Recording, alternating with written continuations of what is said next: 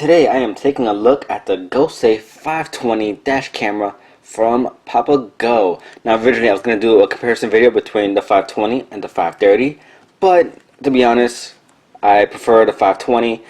Both of these dash cameras are pretty much the same.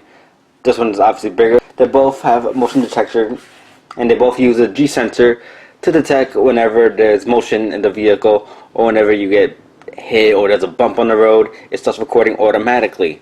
So both of these cameras, you set them up and then you don't have to worry about it at all. Alright, so let's go ahead and turn it on. I'm going to plug in the mini USB. I guess I got to format the memory card, which is okay because I already saved the footage to my PC, and you can see the footage in the background. That's a little startup sound, and as you can see, it detected motion, so it is recording right now. The menu is pretty self-explanatory. You use the arrow buttons over here to navigate, and these are just the basic stuff. So format the memory card. I want to go into the video resolution, also worth noting. So it records at 2560 by 1080. You definitely want that extra resolution because if you see the new or any type of YouTube video with dash cams, you always see like the focus is on the corner of the video. So with this one, you're definitely going to see the entire picture, which is what you want. You don't want the video to be cut off, the important part, especially if it's evidence or something important. So let's get out of there. Let's get out of the menu. I don't think I have the time set up correct. Yeah, I do have the time set up correctly. Well, the date at least. I got to set the time. The voice setup, it does give you voice warnings. So when you're driving, you have the option to turn off the LCD automatically, and it could turn off within a few minutes. That's if you want. Some people, they don't want this thing on because it prevents distraction. It's your personal preference. So this is the G sensor sensitivity. Hit OK. You can set it to your preference, high, medium, or low. I have it set to medium. You can change the exposure value, the frequency, and the motion detection. I think this is the most important option right here, just on and off.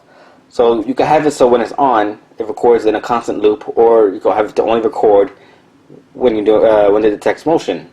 It's your personal preference. I prefer to have the motion detection on. It does come with a suction cup, which obviously you mount it like this. You pull the lever and it sticks onto the windshield. On the side, it has an HDMI output, so you can watch your video on the big screen if you want. There's a micro SD card slot.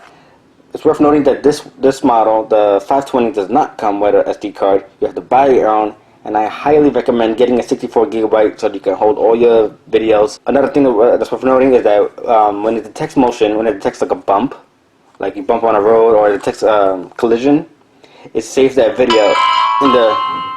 Okay, it turned off.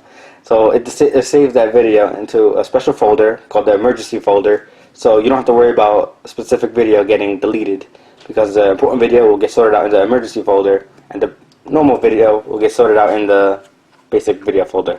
So that is pretty much it for my review on the GoSafe 520 dash camera. I recommend picking this one up over the 530 because it has a bigger screen and it records in the higher resolution at the 2560 by 1080.